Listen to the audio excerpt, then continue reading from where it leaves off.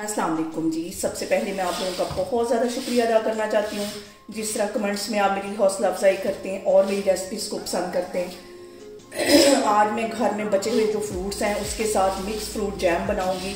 बहुत टेस्टी बनता है और इस दुआ के साथ हम इसको बनाना शुरू करते हैं कि जहाँ रहें हंसते रहें और हंसाते रहें। तो चलें इसे मिलके बनाते हैं।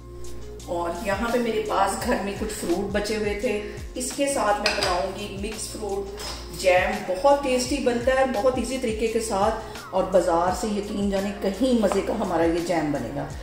यहाँ पे मैंने स्ट्रॉबेरी ले ली है, तकरीबन 1 मुट्ठी के करीब थी जो घर में बची हुई थी, उसी के साथ बनाने लगी हूँ।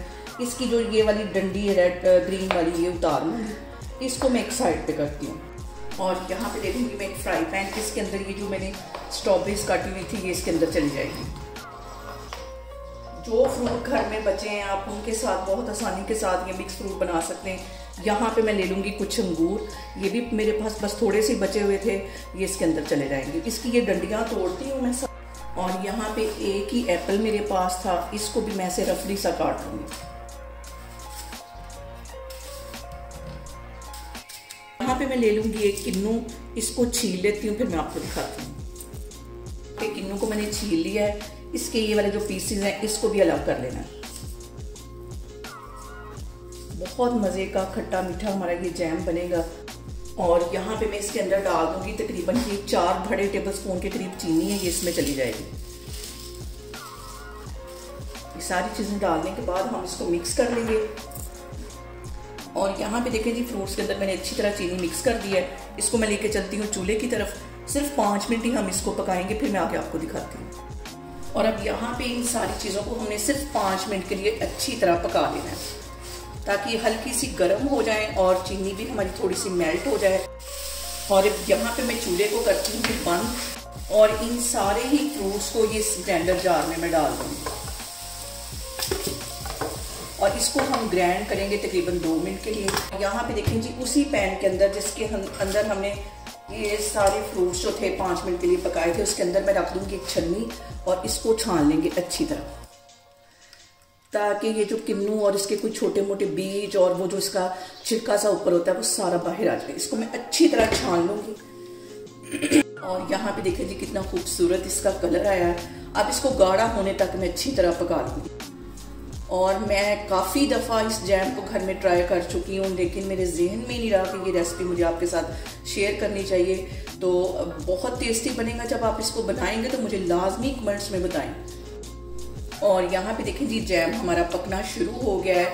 और मैं आपसे बहुत ज़्यादा रिक्वेस्ट के साथ ये कहती हूँ कि आपने पूरा रमज़ान मुझे अपनी दुआओं में याद रखना है। मेरी सेहत के लिए आपने लाजमी दुआ करनी है, और इंशाल्लाह ताला मैं आप सब लोगों के लिए भी लाजमी दुआ करूँ। और यहाँ पे देखिए जी, जैम को पकते हुए तकरीबन 8 से 10 मिनट हो गए हैं। फ्लेम मैंने यहाँ पे लो रखी हुई थी और काफ़ी हद तक ये गाढ़ा हो गया है। इस पॉइंट पे एक लेमन मैं इसके अंदर निचोड़ दूंगी। ये इसलिए कि जो चीनी डाली है उसमें क्रिस्टल ना बने हमारे जैम के अंदर, बिल्कुल वैसा ही रहे जैसा कि हम बाज़ार से लेके आते हैं। और लेमन के अंदर से मैंने इसके जो बीज थे वो निकाल दिए।